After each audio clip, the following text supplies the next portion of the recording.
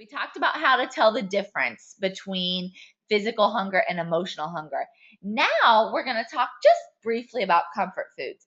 It's interesting because when emotional hunger arises, one of its distinguishing characteristics is that you're focused on a particular food, which is likely a comfort food. So, this is something that I've done quite a bit of research on, and it's really, really interesting. One of the telltale signs of emotional eating or women who struggle with emotional hunger is that they have really, really bad cravings for a particular food.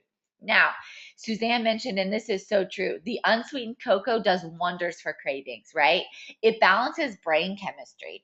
BCAAs do the same thing, okay? So, yes, there are hormonal changes that we can make to balance our cravings. That is very important. But there's also a mental, an emotional aspect that we need to address. And a lot of times, women who struggle with really, really bad cravings are struggling with that emotional hunger, and they may not even realize it. So, everybody has different comfort foods, right? But in general, comfort foods are foods that a person eats to maintain or to obtain a feeling. Okay. So, I want you to think, and you can share that in the chat box. What are some of your comfort foods? What are some things that you turn to obtain or to maintain a feeling?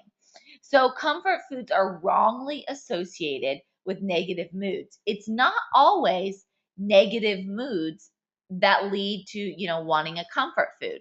So, you could want a comfort food because you're feeling really happy and you want to celebrate. And whenever you want to celebrate, you want ice cream. So, that's a comfort food. It doesn't have to be related to a negative mood. Yes, people often consume comfort foods when they're down or when they're depressed, but interestingly enough, comfort foods are also consumed to maintain good moods. There are lots of research studies that show that really, people are eating comfort foods just as frequently when they're happy as they are when they're sad. So, I did a lot of research for this, and it's interesting. And I just want to share really briefly with you what I found. It's been cool to watch the chats come in to see what everybody is listing as their comfort foods. Let me read to you a few. Meatloaf and mashed potatoes, always chocolate! Exclamation. Peanut butter, okay. Anything chocolate. Sweet tea. Mountain Dew, carbs, pasta, breads. Yeah, so chocolate, cookies, pastries. Yeah, lots of good comfort foods, right? They're all coming in here. So you have an idea of what your comfort food might be. But let me share with you some of the research. Ice cream is first on the list for comfort foods. After ice cream, comfort foods actually were broken down by sex. So ice cream was the top comfort food for both men and women. After that, it was broken down by sex. For women, it was chocolate and cookies.